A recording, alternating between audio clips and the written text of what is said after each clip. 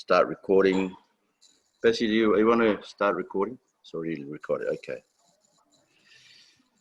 Father, we thank you so much for this time together as we gather around to study, to know how to give an explanation about our faith and our hope in you, Lord Jesus.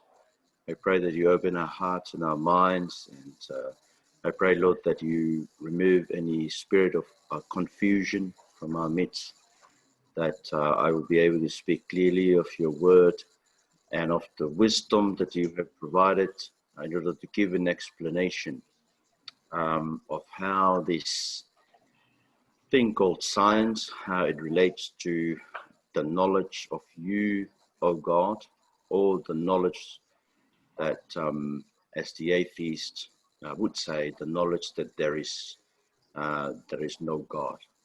Lord, I pray that we may be rescued from the foolishness of those who say that there is no God in their hearts.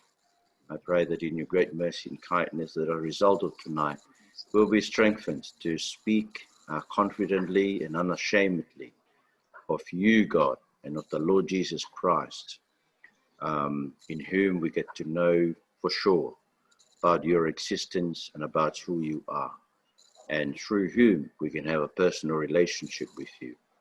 And in your great name we pray. Amen. Amen.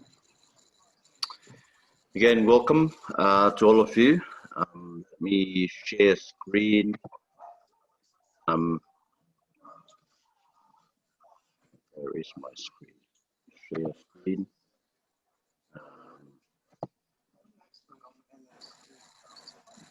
Can't seem to find the screen that I was on about. Wait. So if I go back, do this. Go to Zoom. Share screen. Oh, here we go.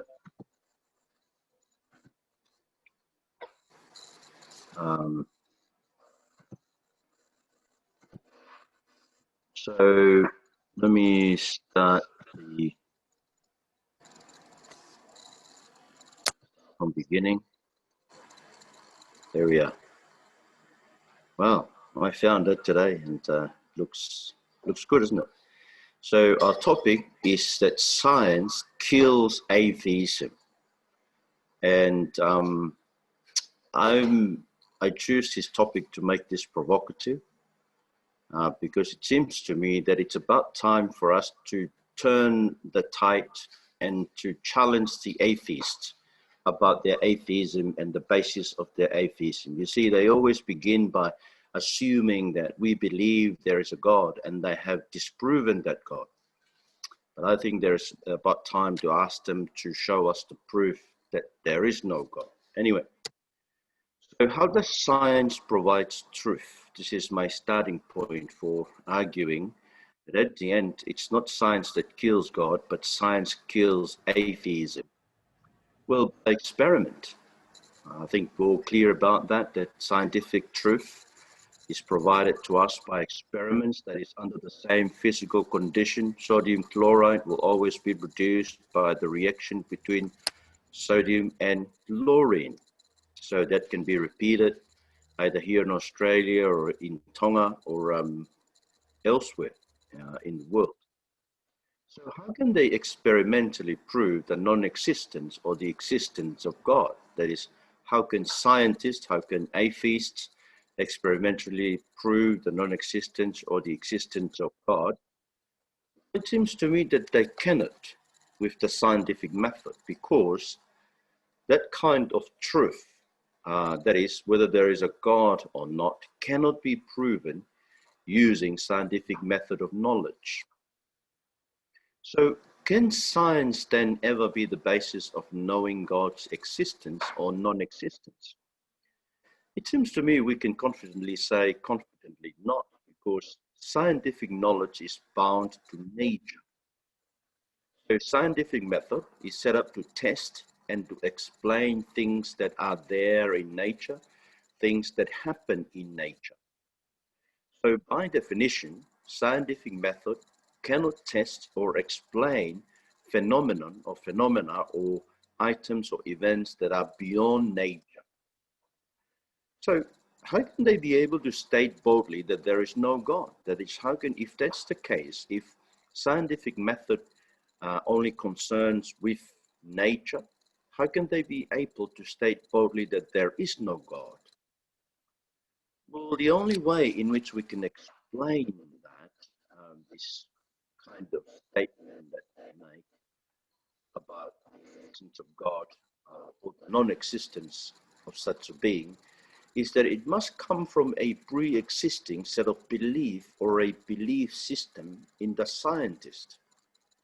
That is, what I'm saying, it's not a statement of science. It's a statement of the scientist's belief, personal belief system. That is, they might or might not be aware of this. If the existence or non-existence of God is beyond their method of study, that is experimental, and making such statements with some kind of boldness, that there is no God, the only explanation we can give is that it must be a statement of faith, of belief of the scientist about science. It's not a statement of science itself. But such statements, that is, of God's non-existence, are not scientific. You can understand it. That is, it cannot be deduced from experimental procedures. It cannot be deduced from a method that's set out to deal strictly with nature and natural happenings. Such method, that is the scientific method, cannot make statements about beyond nature kind of being like God, to make a statement about God's existence or non-existence. Well, does that mean that atheists also have faith? You know, they argue against this. I think we all live by faith in something. You see, the word faith itself, you know, when you turn it to the word trust and you ask somebody, do you have trust? It automatically gives them the impression that your trust is put on something. And that is what I'm on about here. We all live by faith in something. Atheists pretend to be basing their truth claims on reasons. If their claims about the truth of God cannot be tested by scientific experimental methods, as I told you before, such statements are not based on scientific reason, but on belief or personal faith about the non-existence of God. So you see that their statements about the non-existence of God does not come from science. I think that's the point that I'm laboring here. So they're not statements derived from science, rather they are statements of scientists about science derived from personal belief. They may not be too happy with this, but this is what it is. I mean, if we accept what they say science does, that is that science deals only with natural happenings, then there is no other way to say that their statement about God's existence or non-existence, but that it must come from a personal belief system that exists prior to them becoming scientists and doing science. It has nothing to do with science, so to speak. But what does that tell us about faith? Well, it tells us that we do not lose faith. If the atheists say that they believe, when the atheists say that they don't believe in a God, we tend to think that they don't have faith. But you see, they have faith. They have faith in no God. See, their faith is directed to that, to the non-existence of God. So the atheists, when they say that they believe in the non-existence of God, that is a statement of faith. So this is a statement from one of the philosophers of science, a very prominent philosopher of science today, Michael Polanyi. He said, the doubting of any explicit statement denies one belief in favor of other beliefs which are not doubted for the time being. So that is the doubting of perhaps the existence of God, or belief in the existence of God, means that they are doubting that in favor of other beliefs, that is the belief that there is no God, which are not doubted for the time being. So they've shifted their faith from believing in God to believing in no God. So contemporary atheism, skepticism, and secularism is not the absence of faith in God. It is rather based on a whole set of beliefs, including a number of highly contestable assumptions about the notion of proof and rationality itself. That is, you see that it's based on belief, but it's belief with assumptions that should be contested, that is, should be debated about their notion of what proof is and what rationality or reasoning is. So what evidence do atheists have of the non-existence of God? Darwinism, this is the science of evolution, as people today, great atheists like Richard Dawkins of Oxford University, that's what they say. The evidence for the non-existence of God comes from Darwinism, the science of evolution by Darwinism. Well, Darwinism is basically the belief that something came out of nothing, and that we are the product of blind, unguided, natural processes. But does that not contradict everything science stands for, since they always have to begin with something? You see that to say that something comes out of nothing does not make sense. There has to be something. We have to start with something somewhere. And that something, of course, is nature. See, for science, they always start with the assumption that nature is there, even though they say nature came about as a result of a blind, unguided natural process. Well, it seems that it is true to say that science in the belief and nature, science is in nature and, let me read that. It seems that it is true to say that science in the belief and nature and natural explanations of reality. I think it is the belief, nature and natural explanations of reality. Atheism then is the worship of nature and natural explanations of reality. You see, that's what atheism is. It's claiming that there is no God, and we look at nature. That's the only proof they have. Darwinism looks at nature and the origin of nature, the origin of reality, or the origin of material, or the origin of matter, and they deduce from the origin of matter, matter coming out of nothing, just through the process of evolution. And then they deduce from there some explanations. So what is the nature of the faith of the atheist? Well, in the atheistic worldview, nature is deified or made into a God status. So God is nature, so to speak. We came into being as a result of a purely blind, unguided natural process driven by chance or accident. But if the process by which nature came into being was a blind, unguided process, how can they explain the regularity of the nature or the law of nature?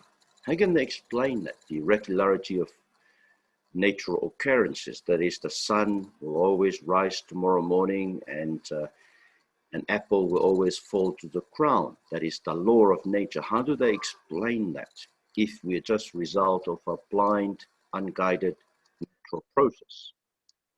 See, to the atheist, the regularity of nature cannot be trusted, since the blind, unguided natural process of evolution still continues, even as we speak.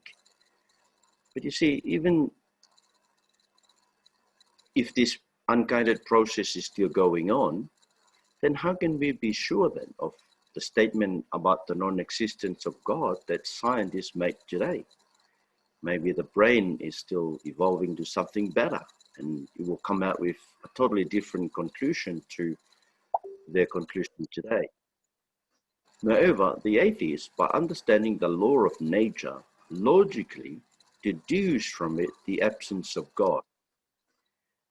How do the atheists come to the conclusion that there is no God based on the law of nature? The atheists, they say, now that we can understand how the law of nature works, then we can say nature creates itself.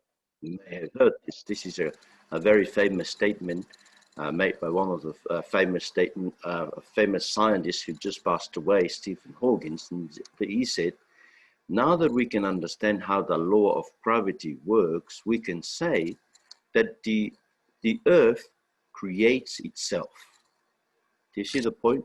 Now that we know how the law of gravity works, we can then say that the earth creates itself. So how does that make sense? But it doesn't make sense. You see, laws, just the laws of anything, do not produce something.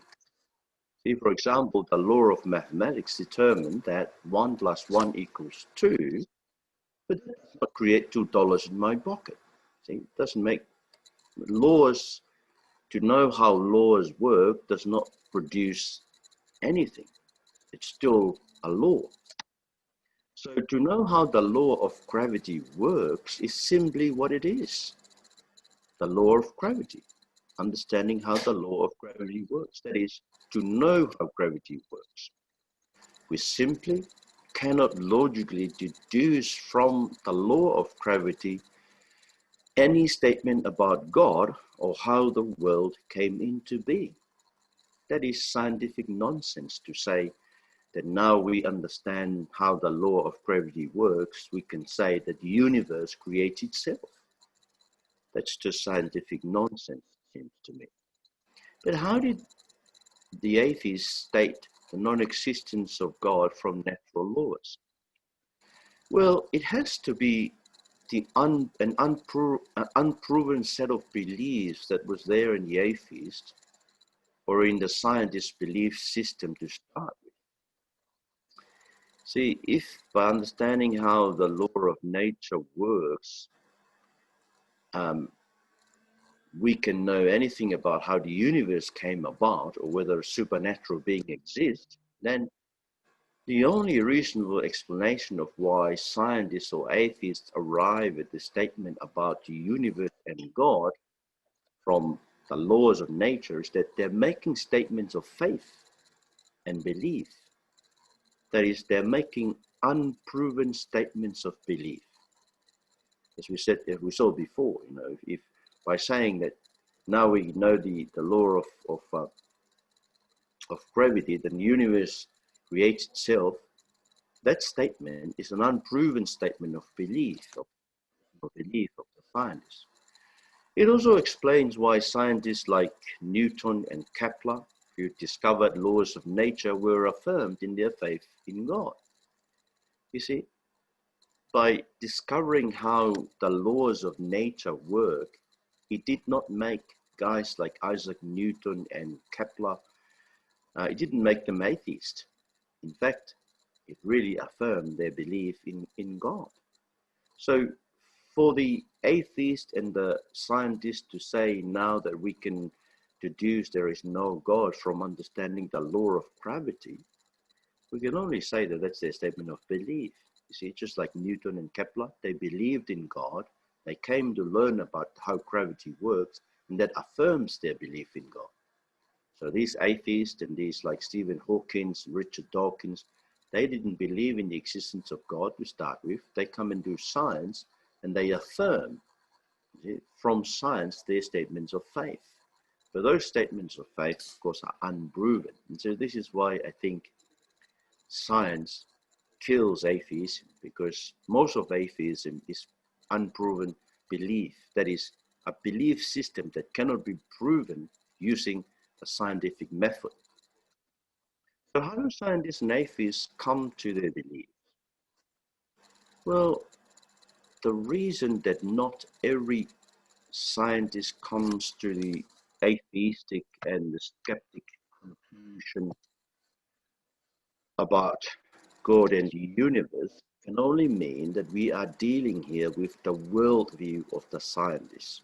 So let me explain that. So you see, many scientists before, they believe in God and they discovered the law of nature, and that affirmed their belief in God, as we just said.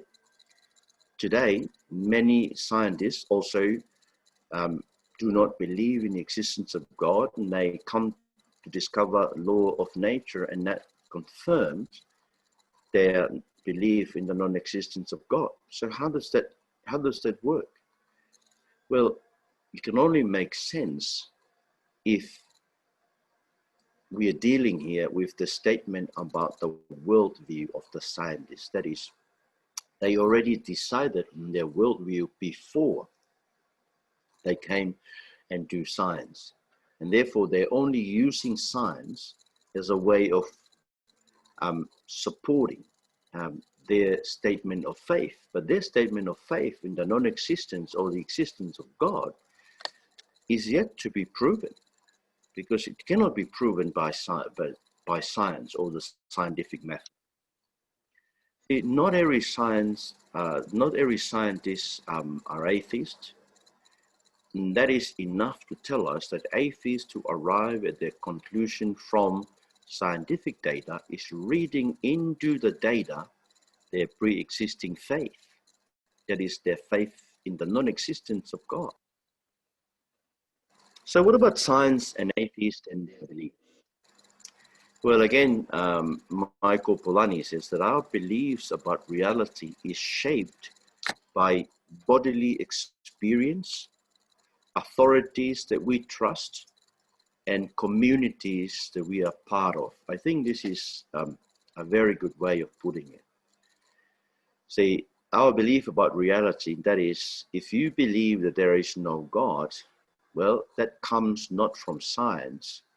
That comes from your experience, from your, probably the information you process through your data, your senses, your 5 senses. We'll look at it a little later.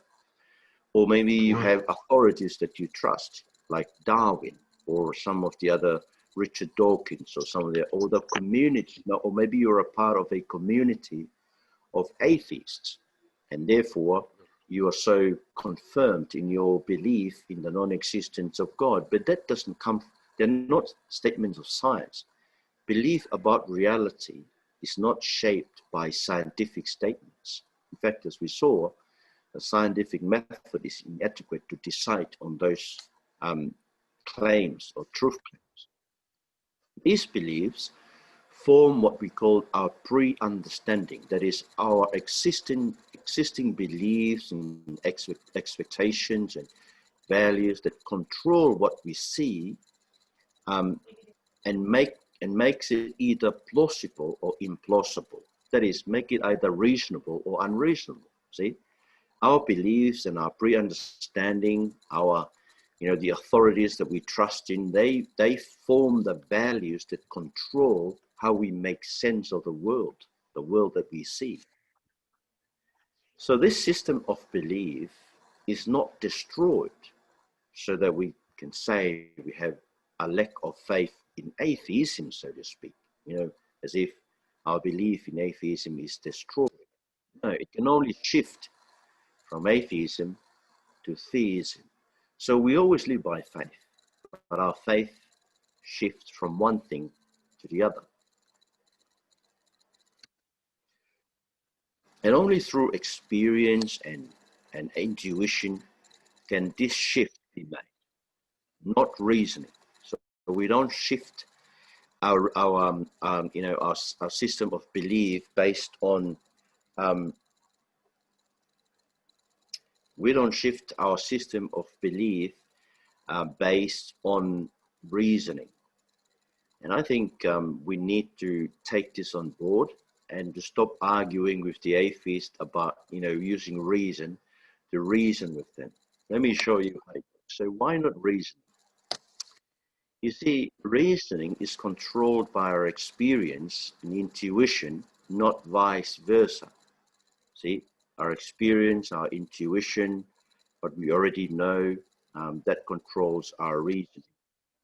This is why some scientists can conclude that there is a God from studying science, and others boldly claim that the non-existence of God also is a result of studying the same scientific data. The only way we can explain that is that, it's not reasoning. They don't deduce the existence or the non-existence of God from the scientific data. They had already made up their mind about the existence or non-existence of God before they come in and consider the scientific data. It is not reasoning that controls our conclusion about existence or the non-existence of God, but our belief system. You see, reasoning is based on our senses, our sense of taste, our sense of hearing, our sense of touching, seeing, and smelling.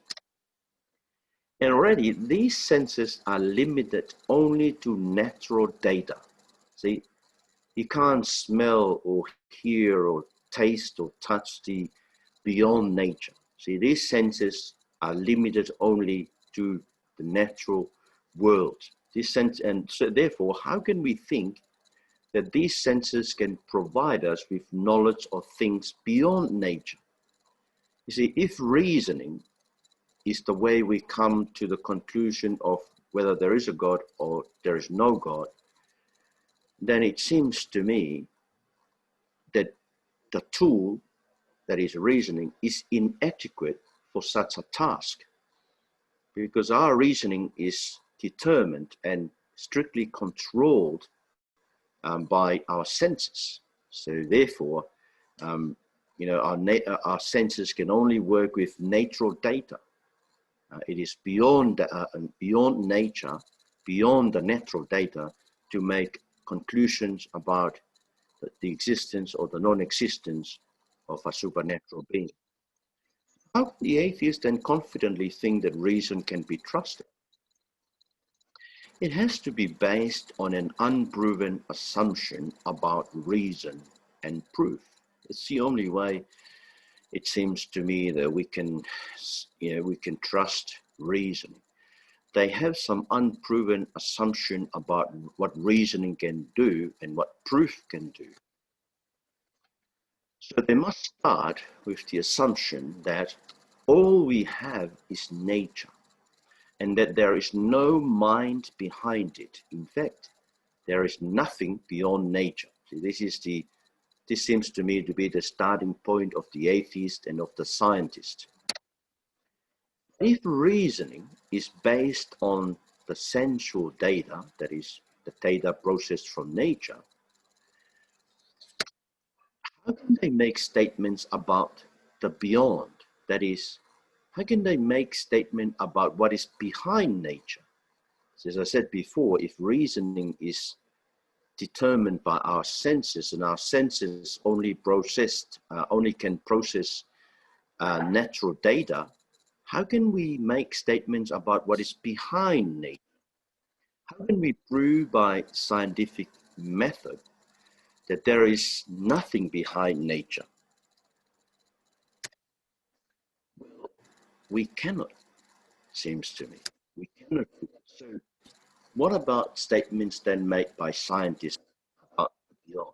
Well, statements made by scientists about the origin of the universe and the existence of anything beyond nature, these are not statements of science. See, we are led to believe that they're statements of science because they're made by scientists, but they're not. They're just statements of scientists. They are statements made by scientists about science, not scientific statements themselves.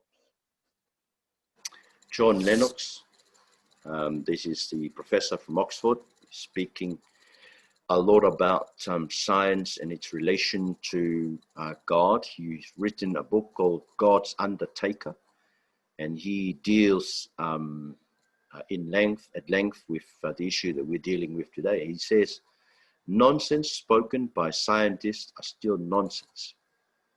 See, sometimes, we are being pushed back when we hear a scientific statement made by so-called scientists, and we think that they're making some sense. But if it's nonsense, it's still nonsense spoken by them.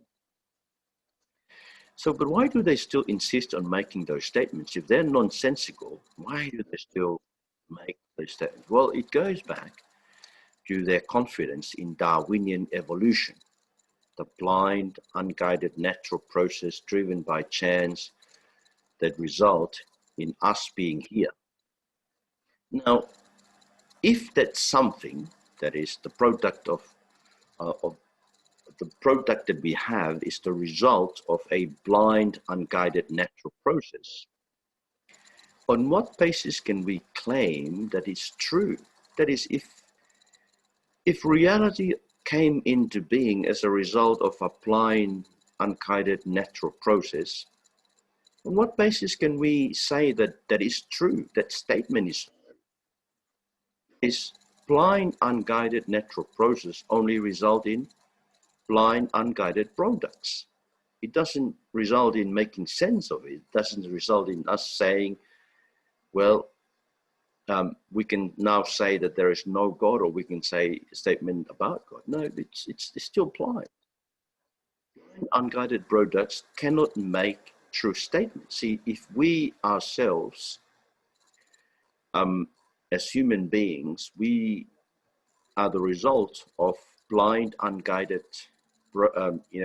processes of nature, well, how can we make true statements? Well, true statements assumes reasoning, but a blind, unguided product of nature cannot use reasoning, because reasoning assumes that there is a mind behind the process.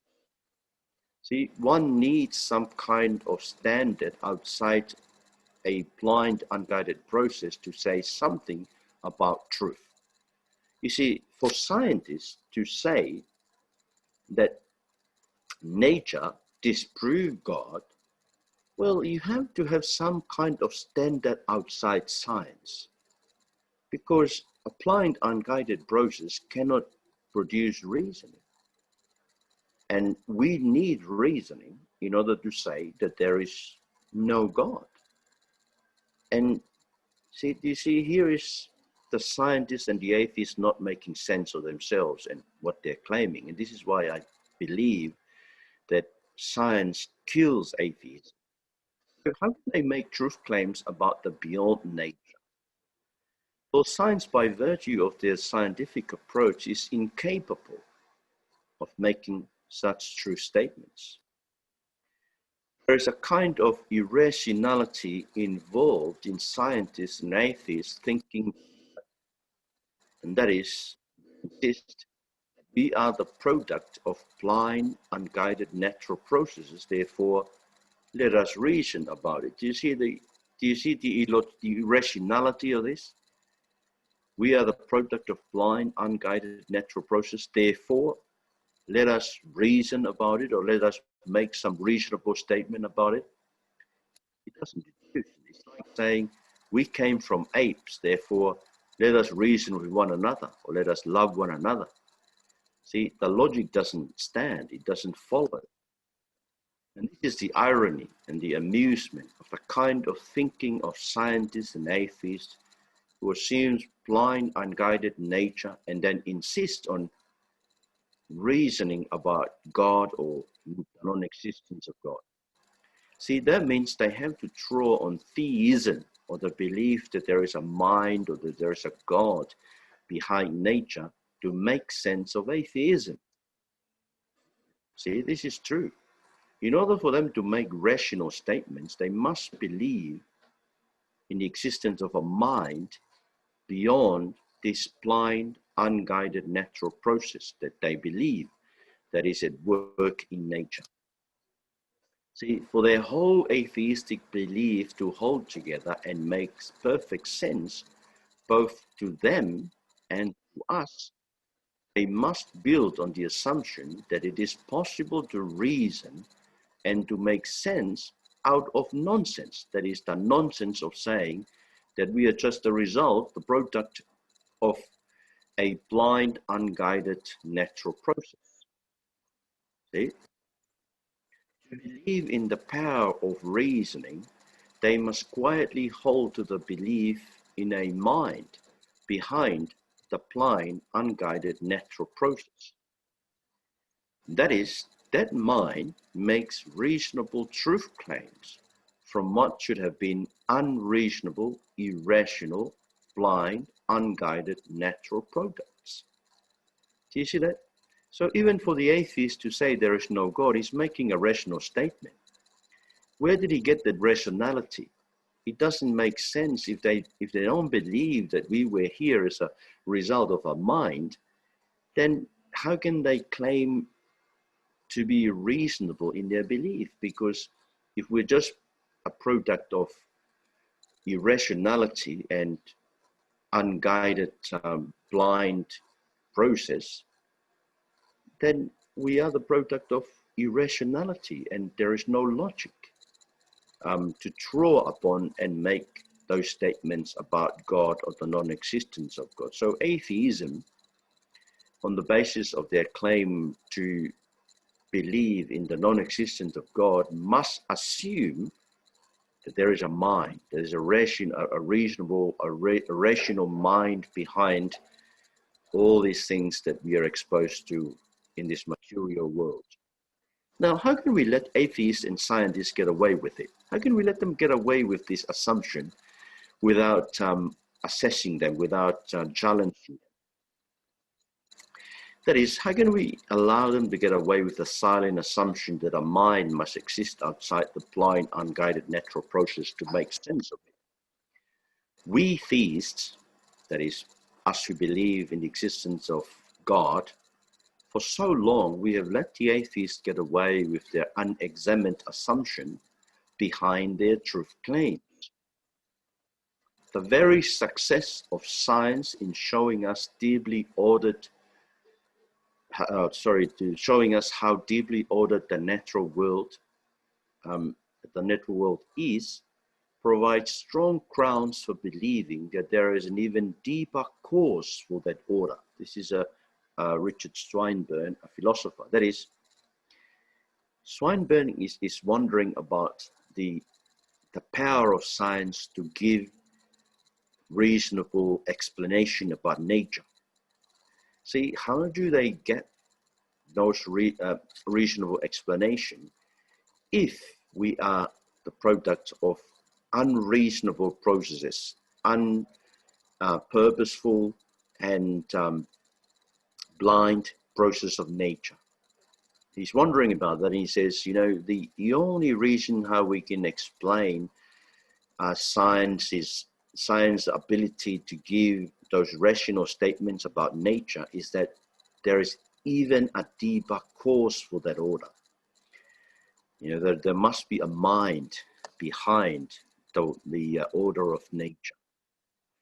But if nature is a result of a blind, unguided natural process, then it should be applied to the atheist claim about the non-existence of God. That is, for them to claim the non-existence of God is the result of a blind, unguided natural process. So why should we trust them? I mean, if they got to that conclusion that there is no God through an unguided, blind natural process, how can we trust them? Why should we give them a hearing?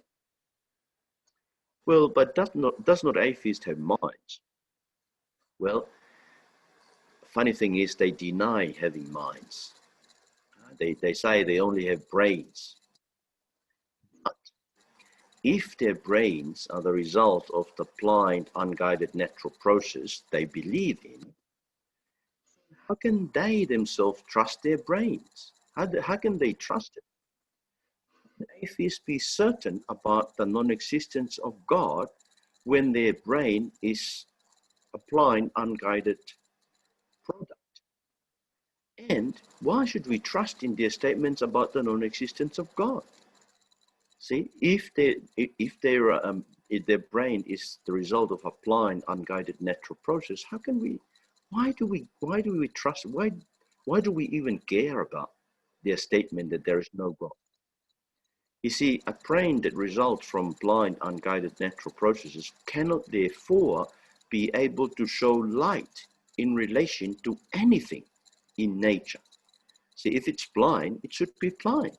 It cannot then therefore result in light. If it's blind, it should not give light. Even scientific explanations of natural processes cannot be trusted if their basis for making those scientific explanations is Darwinism, and it is. It is the basis of them making those bold claims that there is no God. It's really Darwinism, the richest result of the natural process. See, I think Paul the Apostle is right. Although they claimed to be wise, they became fools. And their foolishness should be exposed by us thieves, because they must come to us assuming that we both believed in a mind behind matter, behind the material reality, in order for them to be able to give a reasonable explanation of why they don't believe in the existence of God, and so also in order for us to be able to understand their statement of their belief in the non-existence of God. Do you see that? In order for us to believe them in their atheism, they and us must assume the existence of a mind behind matter that makes reasonable explanation of what is happening in the natural world. So in what sense can they be confident about their statements? That is, if their brain is truly as they claim it to be, the product of a blind, unguided natural process, what gives them such confidence to deny the existence of God? Once again, we can see why their scientific claims is really their destruction. You see, it destroys them because there is no basis at all for them. They're making a statement that is out of bound to the tool of scientific method that they so boldly claim. See, Darwinian science does not destroy belief in God. Well, in fact, it assumes belief in God for it to make sense. You see, in order for us to understand Darwinism, the belief that something came from nothing, we will have to assume rationality. That is, to assume that there is a mind that brings reasoning to what is there in nature. But even also the atheist and the scientist, the Darwinian scientist, they must also believe in that mind that gives rational and reasonable explanations of matter to be able to give a confident explanation of what Darwinism achieved in terms of, bringing about beings from non-beings or from nothing. See, rather, their kind of confidence in Darwinian evolution is intellectual suicide. It gives us non-atheists, if there is such a category, that is, those who don't believe in atheists, it gives us the confidence not to believe atheists. Do you see what I'm saying? If their assumption about how we came into being is true, that is, we came into being as a result of Darwinism, the blind, unguided natural process of evolution, then it really kills the mind. It's an intellectual suicide. It really gives us the confidence not to believe in them. because they're making an illogical, irrational deduction from their assumption in Darwinism. In fact, it was Darwin himself who saw this impossibility in the first place. Darwin recognizes if human brain is the product of unguided blind natural processes, then it is illogical to trust the brain to make value judgments about anything in reality, because once you start making value judgments, you are assuming a mind, a rationality that is outside of the natural, unguided process of nature that Darwin boldly affirms. So is atheism a delusion then? Indeed, I believe that atheism is a delusion, and this is our counter to Richard Dawkins' book titled God Delusion. If the Darwinian science that backs Dawkins' atheism is as we have seen it, and it is, he argues that he insists that we here is just a process, as the result of this blind, unguided process of nature. And if this is the kind of science that backs this atheism, then atheists are utterly and profoundly deluded to think they can make statements about the existence or non-existence of God. See, somebody should write the book Atheism Delusion or Atheistic Delusion. Because if their brain is what they claim to be, then how can they make these truth claims, even to say that to believe in God is a delusion? They can't. It's impossible for them to make such statement, because such statement assumes rationality, reasoning, a mind behind the matter, the material world that makes sense of the material reality that we have. If their brains are such as they believe, a product of unguided blind natural processes, then even the statement God delusion is a delusion, since it comes from a brain which is the product of blind, unguided natural processes. The only way in which Richard Dawkins' case can make any sense is that he has to start with the assumption that there is a mind outside the material world, the matters, the thing that is. So it is atheism that is destroyed by science. Indeed, as we've seen, science only deals with nature and natural processes. The statement that there is no God is therefore not a statement of science. Scientific method dealing only with natural occurrences can in no way make claims about what is beyond and behind nature. Since God is beyond and behind nature, scientific method is incapable, in fact I should have said profoundly and utterly incapable of making statements of that nature. What about the God of the scientist and the atheist? Well, I think that's another issue for us to understand. The God of the scientist and the atheist is more like the Greek god Zeus, the god of thunder. See, for a long time, Greeks were afraid of thunder and thus attributed it to the god. But now that we can explain thunder naturally, atheists and scientists think we can do away with God, simply because we can now explain how thunder works. But this is the so-called gods of the gaps of scientific explanation.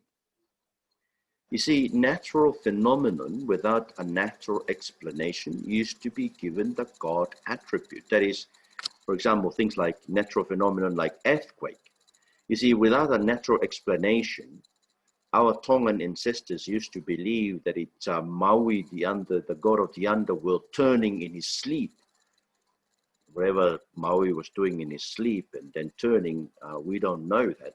But you see, they used to attribute earthquake to Maui turning in their sleep. And of course, but you see, now that we can have a natural explanation, scientists believe that we can do away with the notion of God. See, when we find a natural explanation to it, then God is no more. Is that true? Well, of course, we don't really believe in Maui, to start with. The God that they're denying, if they're thinking that now that we can have a scientific explanation of an earthquake, we can do away with the existence of Maui. We don't believe in Maui either, see? The God that we believe in is not the God of the gap. It's not a God like Maui. It's the God of Abraham, Isaac, and Jacob, the biblical God. So, we should know that this God of the gap, of the scientists like Maui, the God like Maui, is not the God of the Bible, not the God of Abraham, Isaac, and Jacob.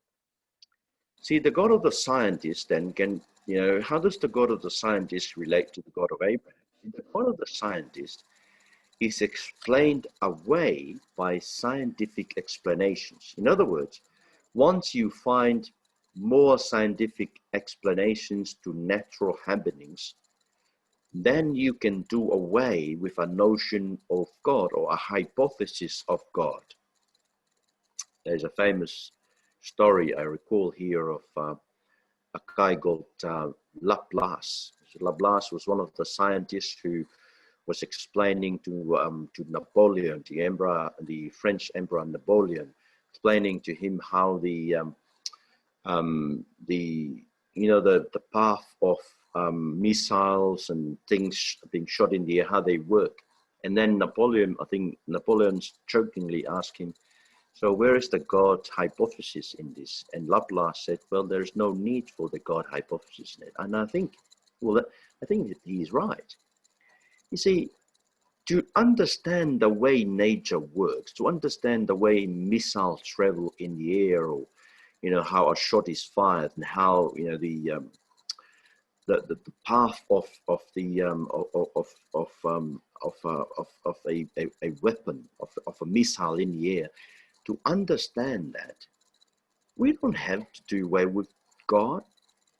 To understand those natural occurrences is to understand those natural occurrences. We cannot deduce from there that then there is a God or that there's no God. Now that we understand how thunder works, they say there is no God. It doesn't make sense. See, the God of Abraham is beyond nature and the natural processes. The ancient Hebrews, they understood the water cycle.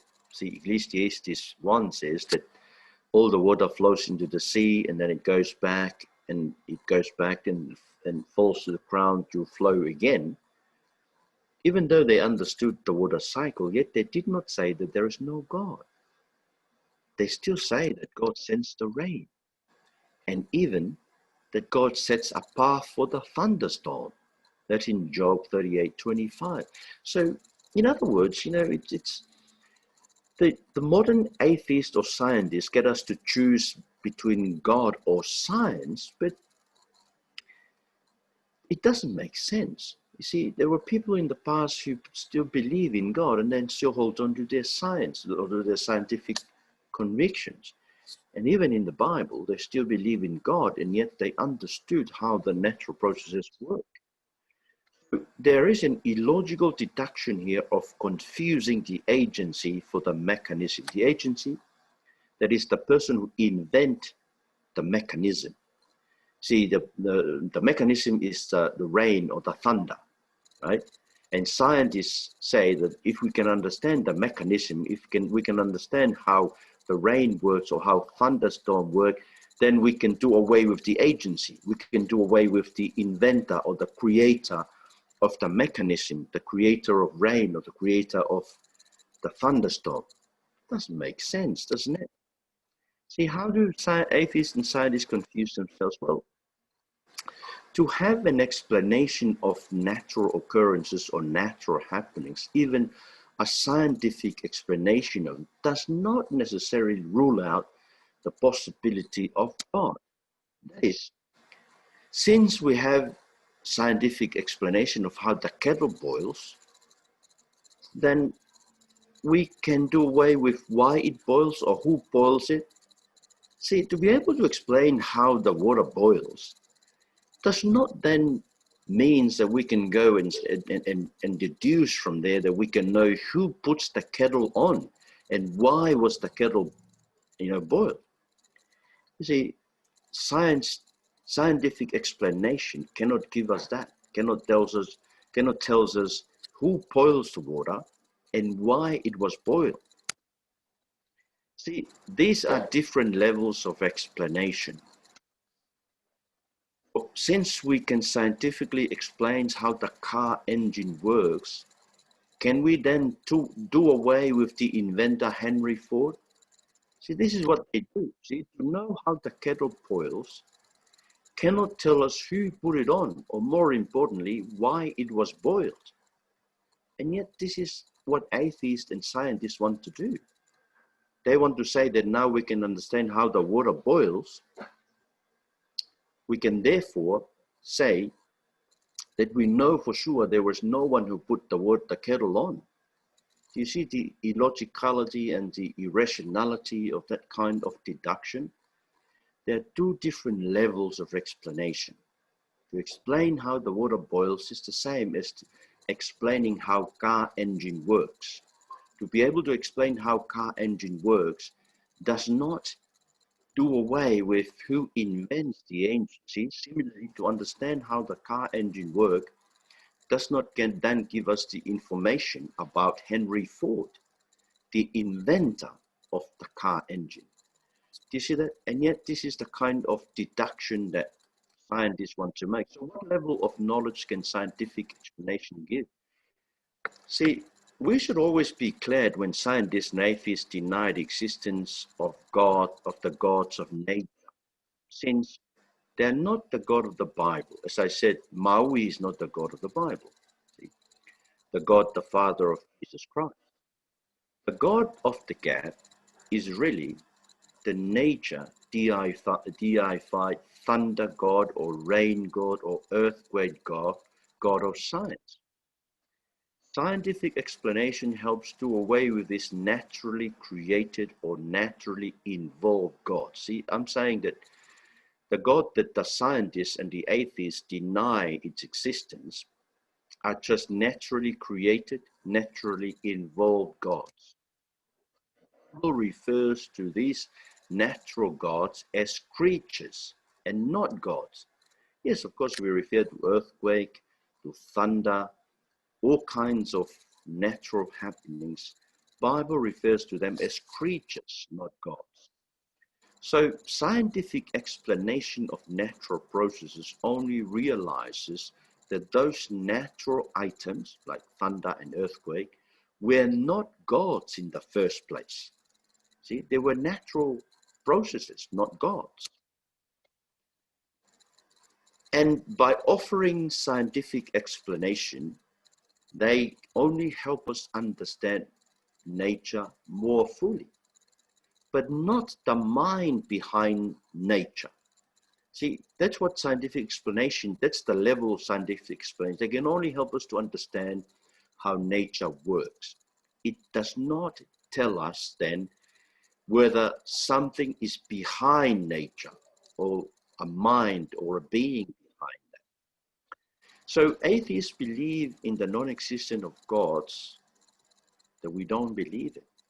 See? In other words, what the atheists deny, the gods the atheists deny its existence, is the same gods that we deny its existence. We don't believe in Maui. We don't believe in the gods of thunder. We don't believe in the gods of earthquake or gods of storm or something like this. The gods the scientists and the atheists deny their existence is the creature gods of the Bible.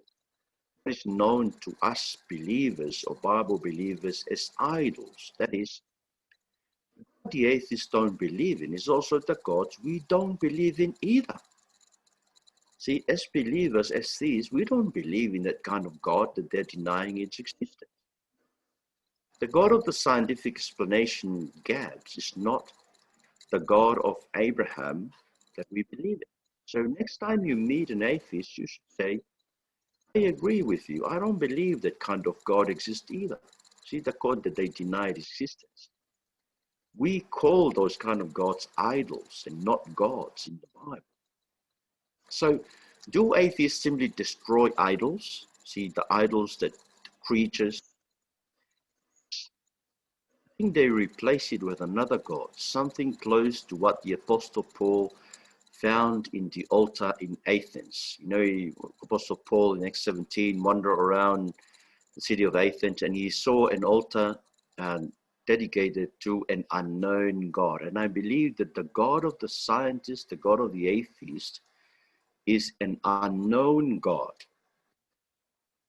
You see, since atheism is not based on scientific knowledge, it is a religious faith, just like we have in Christianity. See, I think I've shown you that these scientific deduction about the existence or non-existence, they don't come from science. They come from a religious faith, just like we have in Christianity. On the basis of their Darwinism, they say we can enjoy the garden, that is nature, without assuming there was a gardener. Do you see what they're saying? They're saying, you know, there was nature, just came into being. There was no gardener that puts the garden into being. It's just a garden, right? In fact, you know, this is what Richard Dawkins argues about. He argues that nature is just a garden. There's no gardener. He says that the marvel of Darwin's discovery is that we can look at the garden and almost think there was a gardener, but there isn't. You see that? He thinks this. How so, we ask? How can there be a garden without a gardener? So atheism seems to be the belief in a garden without a gardener, but does that make sense? Does it make sense to think that a garden has no gardener? It seems that atheism has settled for illogicality as normal without letting us know. See, there is a sense of irrationality and illogicality underneath atheism and this kind of what John Lennox calls scientism. It's not science. Scientism is the belief that every truth comes to us through science. That's scientism, which is not true, of course. But you see, it seems that it's illogical to think that there is a garden without a garden. Even if we can explain away how plants grow in the garden and how they need sunlight to feed, how their roots of water, it is illogical to deduce from that kind of explanation that there is no gardener. See, that we can have botany, is it botany? Botany, the study of plants. See, it's illogical to deduce from knowing botany, to deduce from there the existence or the non-existence of a gardener, you know, somebody who created the garden in the first place, the garden of nature. The explanation of how plants work in the garden is one level of explanation. There is no way we can deduce from there the existence or the non-existence of a gardener. So can we have a garden without a gardener? Well, to say that there is no gardener from understanding the way the plants of the garden works, this is like saying that there is no Shakespeare since we can now understand the story of Hamlet. You see the point? Now that we can understand the story, there's no Shakespeare. It doesn't deduce. Now that we can understand the garden, there's no gardener. It doesn't follow. It's just illogical, unreasonable. Knowing Shakespeare and understanding Hamlet are two different levels of explanations. You can know the story, it's one level, but there's no way you can deduce from knowing the story that you can know Shakespeare. Well, maybe you can know some character of Shakespeare's writing, but not Shakespeare himself. So to understand the way the garden, that is nature, works is really to understand how the garden works. There is a different level of explanation that deals with the existence or non-existence of a garden. How do atheists know that there is a garden? See, this is, I think, the first question. See, Richard Dawkins seems to assume that there is a garden. See, more importantly, if we go back to Dawkins and the atheistic belief that we are the result of a blind, unguided natural process, how did they come to the observation that we are looking at a garden, that is nature? See, a garden is, presumably is an ordered sort of place that is different from a forest. A forest is just where trees just grow by chance. It's not being looked after. And see, how can they make the observation that nature is a garden? Atheists are deluded to say that there is a garden there in nature. See, they are deluded. Why? A garden assumes that there is a mind that sees the natural order and therefore makes a statement, an observation that what I'm seeing is a garden. Do you see that? You need a mind to make that observation, to say that what I'm seeing is a garden. Even to say that there is no garden, you still need a mind. But if there is no mind, how can you say that you are seeing a garden? And how can you say that there is no gardener in this garden? See, why should we trust a brain which resulted from blind, unguided natural processes to make such a true claim? See, again, we can see that in order for the atheists to explain their unbelief in God, they must, and I should emphasize, they must assume a mind behind matters. So what is the limit then of scientific explanation? It cannot be trusted to even say what is there in nature. Do you see what I'm saying?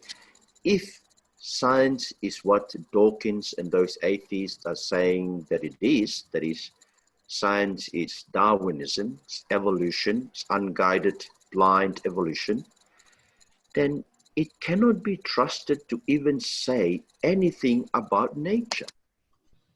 To give a scientific explanation of natural happenings, they must assume a mind that can reason behind the material reality. That is, for scientists and atheists to be able to give an explanation of reality, they must assume, and that's emphasis, the theistic worldview. That is, that there is a mind behind nature. You see that? So in other words, I'm saying atheism is totally impossible without a rational mind behind nature. Scientific explanation, since it is restricted to natural happenings only, can only give one a level of explanation, not all of reality. See that? I think you should be convinced by that now. To understand how nature works does not necessarily rule out the existence of a mind behind nature. See, the mind behind nature is beyond nature, and therefore beyond the scientific method to even prove or disprove. It is beyond science to make statements about beyond nature. They can only make statements about nature. But see, even their statements about nature can be doubted because their brain is the result of this unguided, blind, natural process by chance. So where can we go for natural or supernatural explanation? Depends, I think. All world religions assume the existence of a supernatural being, a beyond nature being. Only Christianity tells us that who that supernatural being is. Only Christianity gives us the certainty of the existence of that supernatural being. John's Gospel speaks of the eternal God becoming a human being in Jesus of Nazareth. That is, the knowledge of supernatural beings or God and their existence belongs not to the area of scientific knowledge, rather to the area of propositional truth revelation, or even the area of history. You see, to prove that Jesus of Nazareth once existed, you'd have to not only accept propositional truth revelation, you'd also have to accept that Jesus of Nazareth is a historical person. And therefore, if you want to know a historical person, you'd have to look at the historical evidence of those who saw him. It's just like, proving that King George I gave the Constitution of Tonga. You'd have to, that there's no way of proving that scientifically. The only way we can prove it is by looking at the historical evidence. So do you see, scientific explanation only gives explanation of natural occurrence, repeatable phenomenon. Historical knowledge deals with one-off kind of event that happened long time ago, like the death and the resurrection of Jesus. So that is why you should go back to the scriptures. See, the scriptures, the only trustworthy means of knowing what is beyond nature. Science can tell us about nature. The Bible can tell us what is beyond nature and who is in control of nature and why nature. Why are we given the universe and not nothing? Why are we here? See, those questions are answered not by science, but by the scriptures. In what sense then did science kill atheism? Since science only deals with natural happenings, and atheistic statements about the non-existence of God are not statements of science, but of the scientist faith. See, I think I've shown you that there were people like Isaac Newton and Kepler who believed in the existence of God as scientists, and yet they discovered the law of nature. So the only possible explanation of this atheism that says that science has killed God is to say that they are beliefs. They come from the scientist system of belief, which cannot be proven or disproven by scientific method. Secondly, if the scientific basis of atheism claims that the brain is the product of blind, unguided natural processes, then atheism is destroyed. No one, even the atheist and the scientists themselves, should trust in their statement about God's non-existence. See, for them to deny that there is a God can never be trusted, because how can we trust a brain that is a product of unguided natural processes? Thirdly, atheism draws on scientific explanation of nature to deny the existence of a mind behind nature. But scientific explanation is only one level of explanation of reality and not the whole. To explain how plants work does not logically lead to the denial of a gardener who plants it. But also, atheism denies the belief in the God of the gap, which also theists like you and I denounce. We don't believe in the God of the atheists. That if we don't believe in gods like Maui and Tangaloa and those people, those gods, that they are the gods of the science and of the scientists. They are the God whose existence depends on the absence of scientific explanation. So in the absence of the scientific explanations of an earthquake, our Tongan ancestors used to believe in Maui. But now that there's a scientific explanations, therefore, we can do away with Maui, the God of the scientific gap. Well, of course, we should be happy with that. See, we should say to the atheists, well, good on you, I'm happy because I don't believe in Maui either.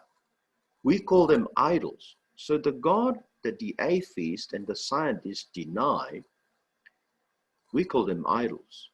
They are no God. So therefore, they only destroy no gods. They don't destroy the God that we believe, the God of Abraham.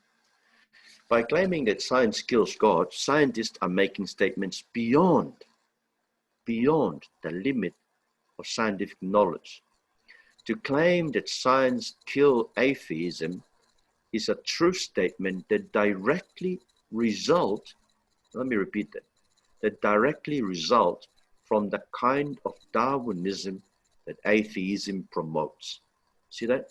let me read that again. To claim, that is the claim that we're making here, that science kills atheism is a true statement that we can deduce directly from the kind of Darwinism that atheism believes in or promotes. You see, because they believe that we are just a product of unguided, blind, natural happenings. We just hear because we hear. So for them, you know, to believe or not to believe in a God, that's beyond them, see? So their science destroys their atheism because it cannot be trusted.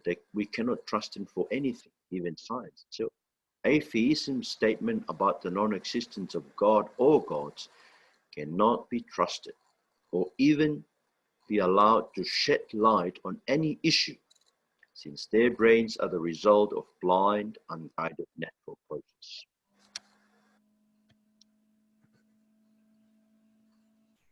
Well, I've been going for a long time. 45 minutes to go. I'll let you talk. There's 45 minutes. I don't think I should lecture anymore. I think I've probably given enough to think about. So what do you, any comments, any questions? This is your time. I have a question. Oh, sorry. No, you go, Josh. So I'll go after you. No, I was just going to ask Marva, I think some of the terms you use, it's a little bit, like maybe I'm not understanding it, but it's just a little bit new for me. Say, for example, you say, well, science, by virtue of their scientific approach, is incapable of making such true statements. Like, can you just give a bit of a summary of, I'm just not really understanding. If you can just give a bit of a summary of what that means.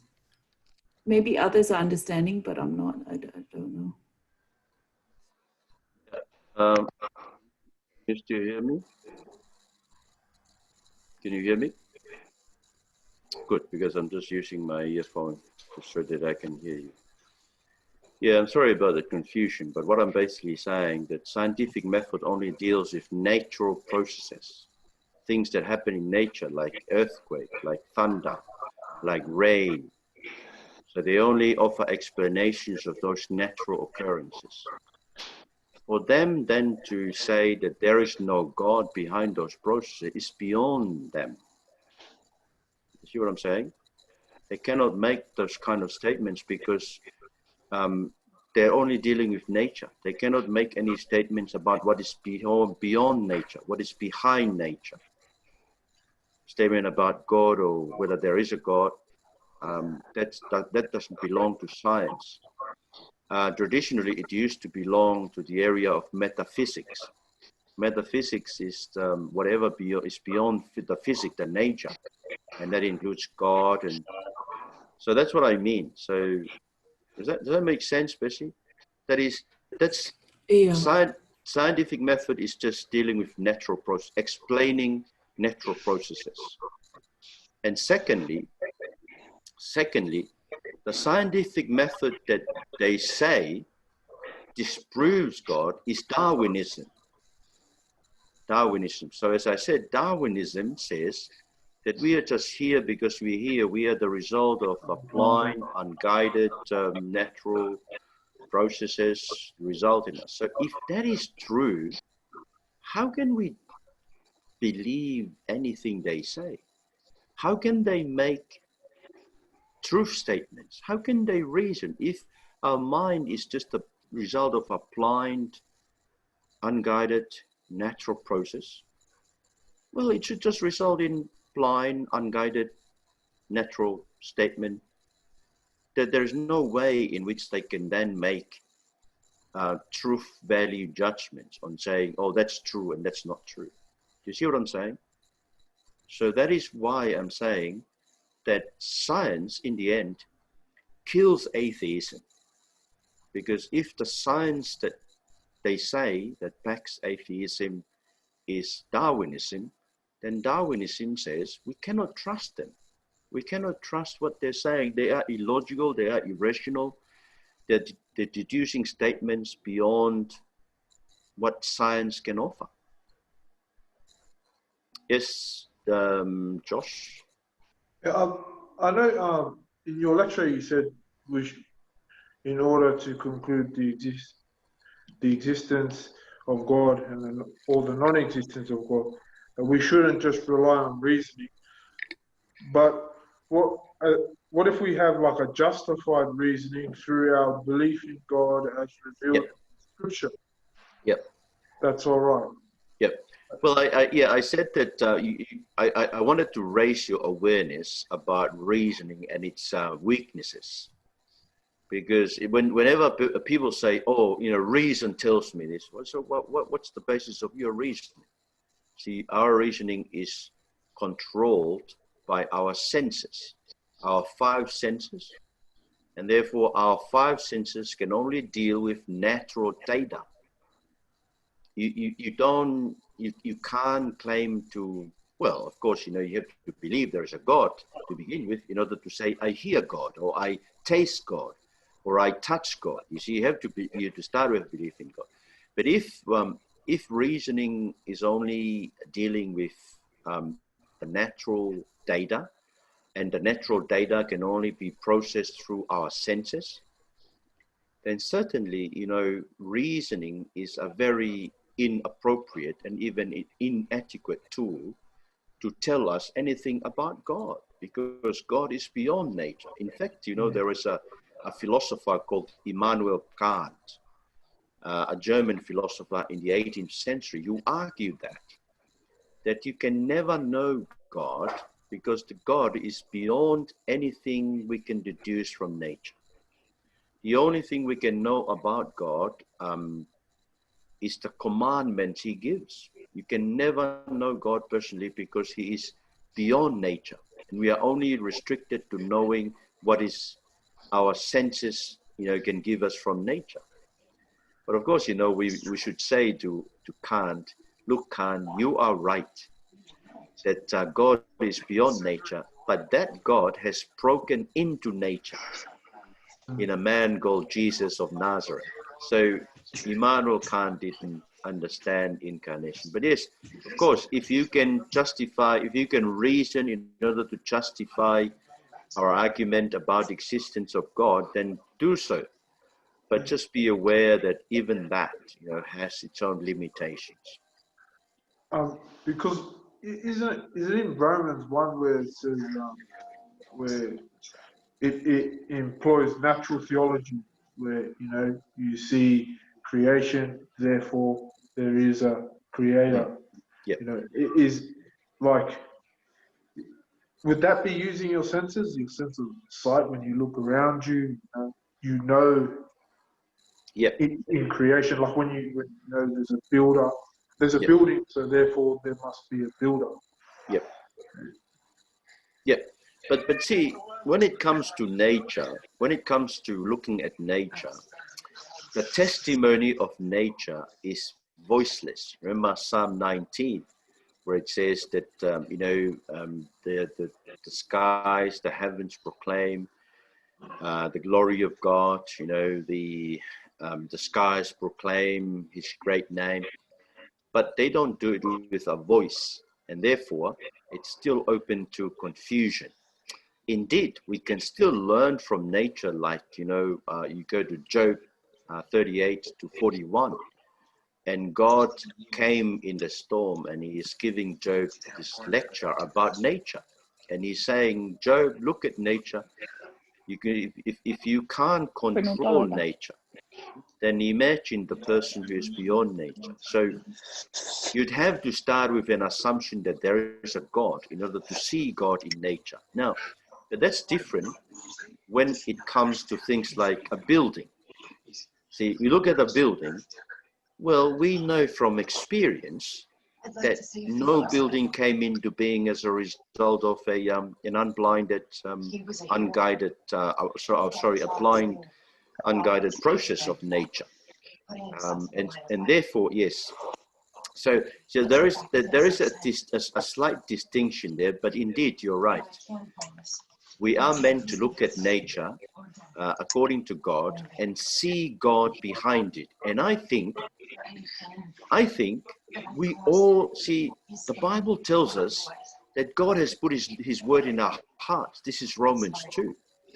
Even the atheist knows this or assumes this. Even if he doesn't say it, he must assume that there is some kind of reasoning that God has put in his heart in order for him to make sense of his observation of natural occurrences.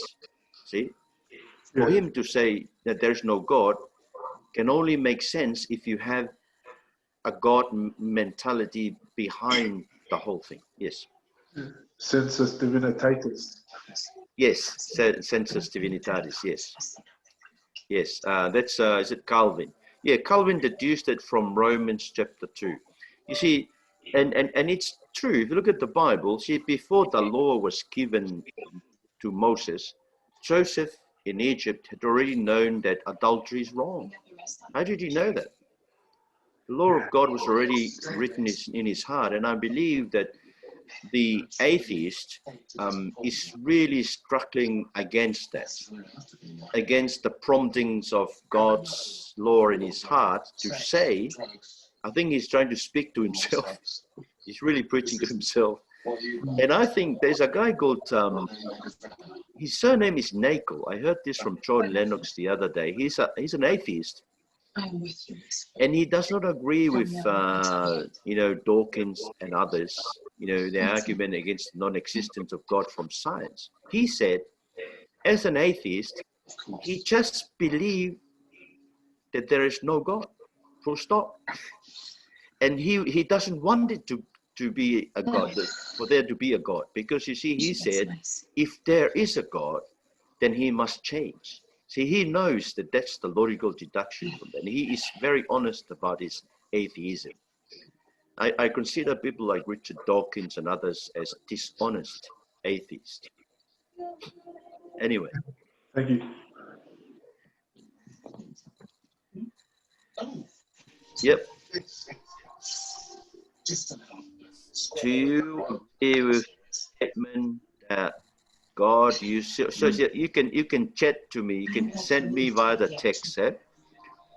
Hi Mafu, this is from Sana. Do you agree with the statement that God used evolution to create the world? Apologies if you had addressed this earlier. Also in Genesis, when God created the world, was it in a 24-hour days? Those, I think, there are about 3 questions there. They're all good questions. Firstly, do you agree with the statement that God used evolution to create the world? I don't agree with that. As I said, because if you say that there is a God behind evolution, it contradicts what evolution says. Because evolution is the belief that there is nothing behind the natural process. There was nothing behind it. The natural process was set into motion by nothing.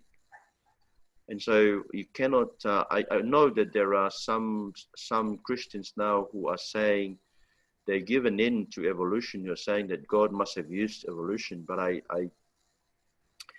but to say those things, I just don't believe that. Well, it is possible, but I don't think that's what's in the Bible. Because see, evolution is still unguided and blind. Whereas you read the Genesis account, there is purpose in everything.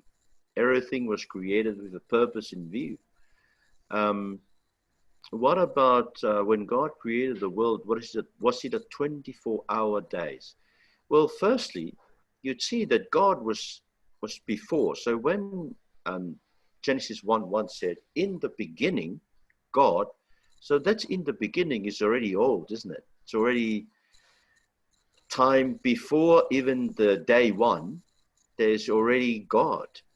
So it must be, that the universe is older than what people can deduce from the account of creation. See, some people deduce, they conclude from the account of creation that the earth is a young earth, that the universe is young. But then, of course, scientists say that it's an old universe. Well, there are two possibilities there. Firstly, you cannot disprove the fact that maybe the Earth is just 100 years old, bearing all the marks of a very old universe. How can you prove or disprove that? That it's only 100 years old, see? But also, I believe that you cannot say that the days of creation are 24 hours days. Because, you see, day one begins with the separation of the light and darkness. And so light and darkness already form days. In day one, day two, day three. And then in day four, God then created the sun and the moon, which, as we know it, controls the 24-hour days. So at least, day one to day three is not 24 hours. They must have been ages. They must have been very long time. And also, if you were to understand the poetry or the poetic devices used in the account in Genesis 1, you can see that there is no day 8.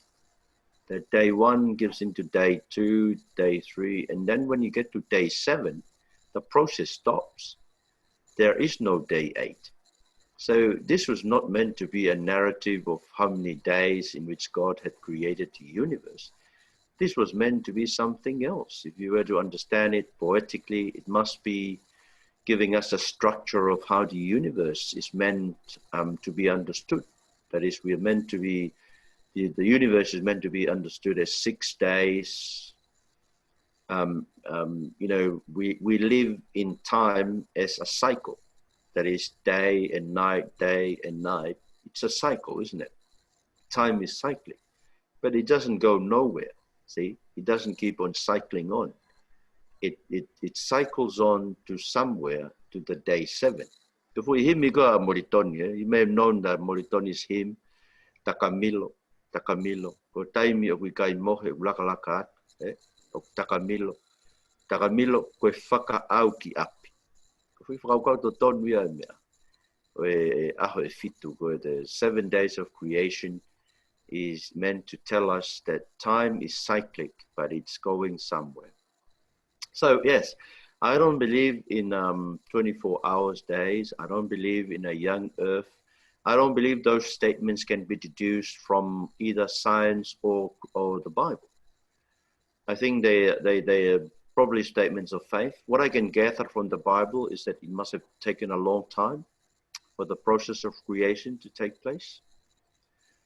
I don't know, and I don't even believe what science are saying about the age of the universe, because you see, they have to depend on the preciseness of their tool that measure the age of the universe.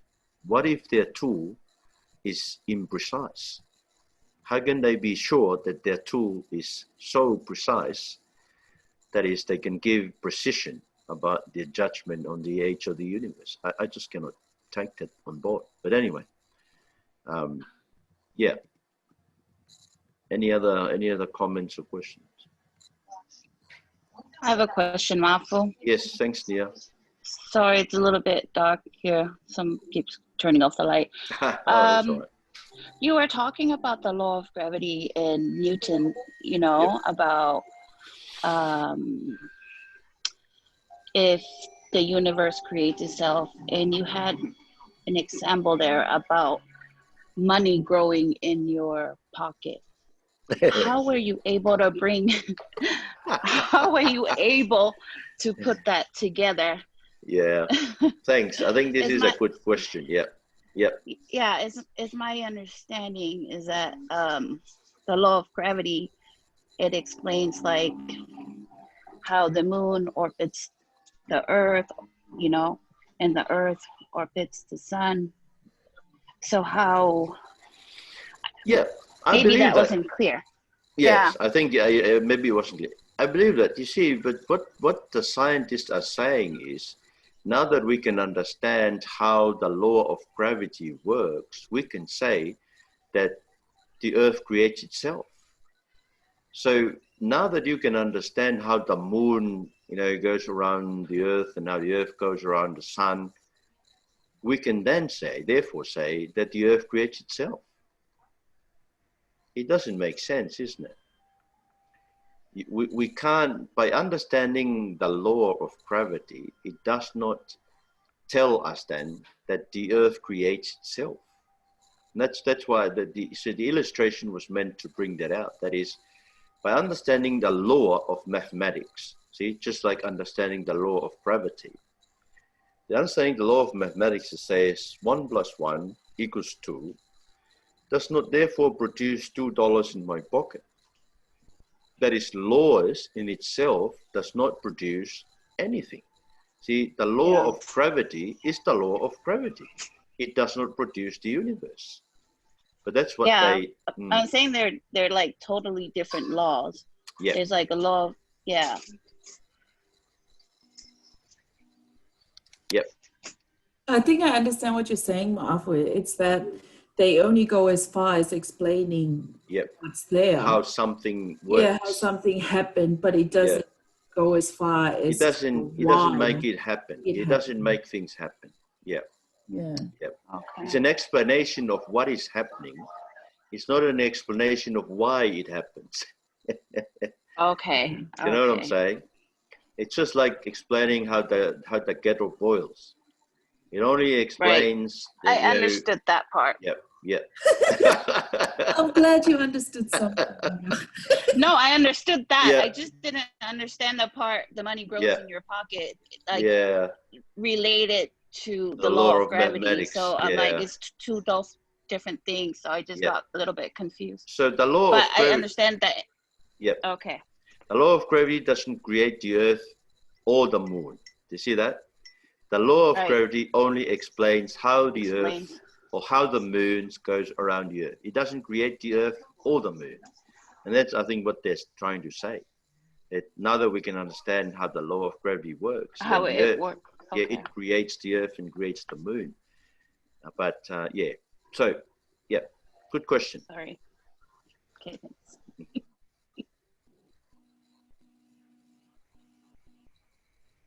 Josh? Yeah, can I ask you a question based on one of your previous lectures on sure. way to do apologetics? Reformed epistemology. You said that you thought it was the weakest of the ways in which we do apologetics. Yep. Can you just clarify what that is? Well, my recollection serves me right. I thought Reform apologetic is they assume that. Is that the assuming that the atheist already knows the existence of God? Is that what it is? Yes. Yes. Yeah, see, I only said that because, we cannot, that assumption cannot be true if the other person is a sinner. It may be true theoretically that they, as I said, but you see, they may not know it because they're blinded by sin. And this is probably why Richard Dawkins and those people don't see what we can see in their argument. The only reason why I can see the flaw in their arguments is that because the Spirit of God had opened our hearts and our minds to be able to see that their kind of reasoning can only kill their argument. And therefore, but yes, I think, and that is why I thought that that kind of assumption that the other person already believes. But yes, you're right. I think that's what I've been saying today all along, isn't it? That but what I'm saying is, it's an assumption that the atheist and the scientist quietly made. That is, they don't acknowledge it. Yeah. Right?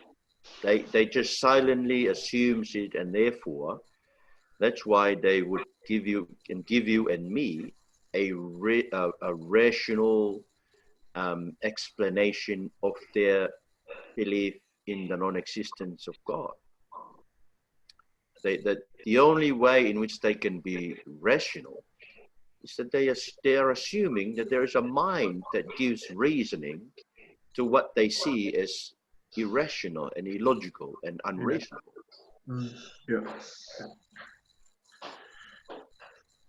Yeah. So just maybe they should change it to natural theology, epistemology. Yeah, as I said, I used to not believe in natural theology because of the fact that we are sinful and we can't read anything from nature. But now, in my rereading of scriptures, I can see that God has given us some explanation of what nature means in the scriptures. So we've got to, once we assume that there is a personal God, the God of Abraham, the God of Isaac, the God of Jacob, and he is the God who speaks in the Bible, then we can come across, passages like Job 38 to 41. We did that last Saturday with our men's group. I just read through that, just helping them to understand, what God himself is showing Job. From nature, you can deduce that even you see some birds, like the stork, they're not given the wisdom to look after their eggs. It's just surprising that the Lord himself would limit that, and he knows that he doesn't give to the stork such wisdom to look after its eggs and its young ones, whereas it gives the peacock beauty and arrogance and a sense of proud, in its beauty. That's all given by God. Yeah. And here we are with the scientists saying, look, we can explain that away, and so therefore we don't need God. There are two different levels of explanation. Yeah. We can both do it. See, the way the Bible says is that we can both do it. Yeah. We can understand how the rain comes to being through the water cycle, and then we can say God sends the rain and God stops the rain. And therefore we can pray to God to bring rain to drought-affected areas. And we can pray that the Lord would stop the rain in, flooding areas. So the explanatory power of the God of the Bible in its explanation of natural happenings is far more powerful than what science and scientific explanation can give. Far more meaningful, I should say. Yeah. If anything, science affirms God. When we look at when we study like nature, we know we can see God's footprints. Yep. In it. Yep. Can I put a scenario to you? Say, for instance, I'm evangelizing someone, and I say to them,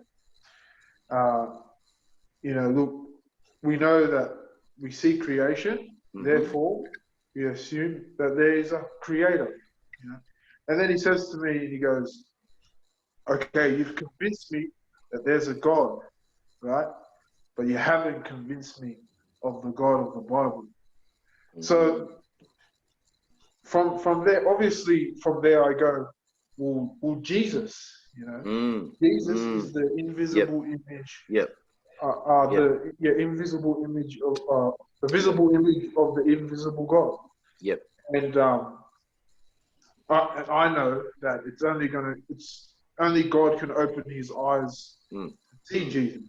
And so, but I bring the gospel to him. Well, so the four gospels, Matthew, Mark, Luke, and John, they're all historical evidences, right? Yeah. So witness, pretty much like witness statements that you can bring in a court of law, right? Yeah. And so I would then point him to that historically there's historical evidence for the existence of Jesus, and then going to the Gospels to show him that Jesus is God through Jesus's miracles, which show his divinity. Yep. So, like that would that be, if I was to evangelize like that, would that be a good way of evangelizing somebody? Because I think there's real strong evidence to put to them to get them to the point where they can believe in God.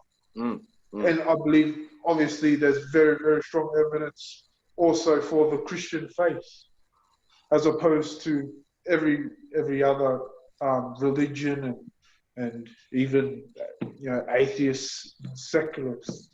What would you say about? Would you say that that's a good way, or? I think you've got it. See, because you see, what science and scientists can, well, I think the best they can do is to become agnostic.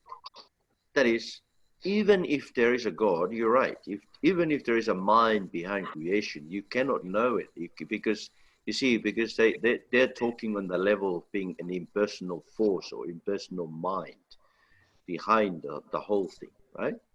And so in the end, even if scientists or atheists come to that deduction of there is some mind or some being behind nature, it cannot be the God of the Bible, and you should agree with them.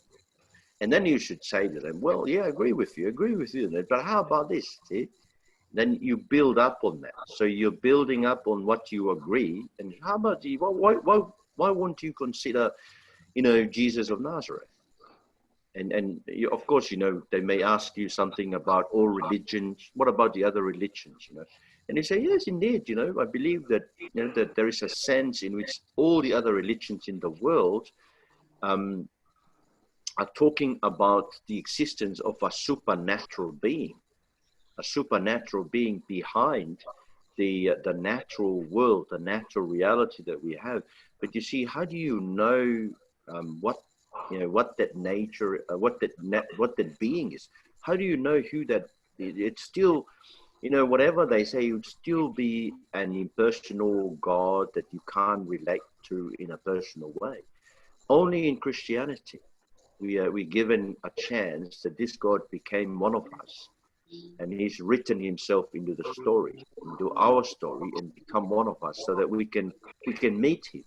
Yes, they said in 1 John, in 1 John 1, John says, we saw him, we touched him, we heard him. And therefore, what we saw, touched, and heard, we testify to you because we want you to be included in our fellowship with him. I think So indeed, you can talk, when you talk to them, affirm what you can agree upon, like all other religions. Yes, they all talk about God, but see, how about this? How about, how do you think we can know this God, this being? And why won't you consider, the gospel accounts there, the historical evidence that we have of people who saw God when he was here on earth? See, if we were there, we could have seen him, we could have touched him. In fact, he could have touched us and save us or heal us. I think it was good also that you raised the issue there about miracles, because that's one of the miracles are one of the things that scientists, they deny the existence of miracle. But you see, if you are a real scientist and if you begin with the assumption that all we have is the natural world, then of course to say that something from beyond the natural world can intervene in the natural world, doing something that is unnatural, is totally against the scientific assumption. You see what I'm saying? Yeah. Because when you start talking about miracle, it's something from beyond. You are starting with the assumption that something from beyond does something in the here and now, right? See, but the scientists would deny that. But then I think you two things you can say. You can ask them, look, why do you deny that? You'd have to assume that you know every possible explanation for every natural or occurrences, like even the miracle. You have to assume that you know every natural explanation in order to deny that this, the resurrection of Jesus or Jesus raising the dead didn't happen, right? You have to, and secondly, besides, if everything has a cause, right? And that's the natural assumption of science. If everything everything has a cause, why won't you allow for a supernatural cause? Why won't you make that, the resurrection of Jesus? That happens in the natural realm. See, Yeah. is the natural realm then being closed realm that nothing from outside can intervene or interfere in these things? Yeah. We know that it isn't it? Because God's universe. He is still working in the universe. Yeah. Thank you. But thanks, Josh. I think you're in the right track. And when I was preparing this today, I was thinking specifically of you because you always raise these questions about your friends at work and even your struggles with things that you get to hear about your atheistic friends saying to you things about the unreliability of the Bible or something about our argument about God and that sort of thing. Yeah, I'm hoping that now you can say something back to them. Yeah, 100%. I mean, we live in Australia. It's so secular, you know. Yeah. And, I want to be able to teach my son that because he's going to go through the schooling system, and we know that the public schooling system here in Australia is a recipe for atheism.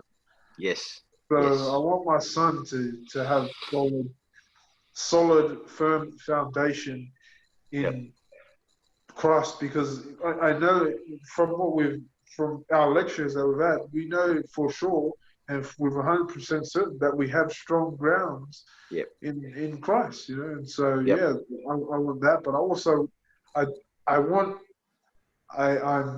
quite like zealous when it comes to people making statements like it's irrational to believe in God. And that Christianity is a blind faith. It's sort of, kind of gets my blood boiling a bit, eh? But I need to pray to the Lord, Lord, help me to evangelize with gentleness. And because it's sort of like, it's sort of like, how dare you say that? But yeah, I think you, as a result of learning things in this course, maybe it'll be helpful to think about questions to ask back. When people come in with all these well-rounded statements, it's not arguments, it's usually statements. Well, how do you know that there is a God? That sort of thing. Or how, hasn't science disproven God? It would be good to think of questions to ask back at them.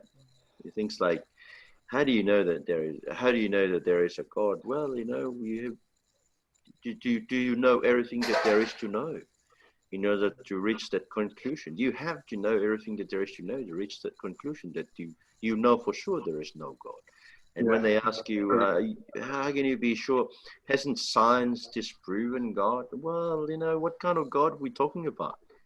Because if it's Maui or Tangaroa, one of those people who used to run the natural courses you remember in Tonga, when there was a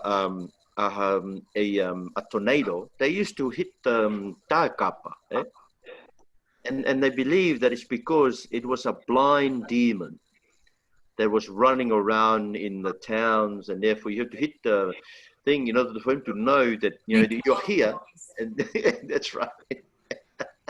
But now we can explain that, we can do away with the Devolokui. And we should be happy too. You should say to the atheist, look, I'm happy that you do away with that because I never believed in that Devolokui. I never believe in Maui. I never believe in all the gods you're saying that you're proving their non-existence. You got to come and listen to. I mean, if you really want me to explain to you the God I believe in, you have to read the Bible with me. Amen. Yeah.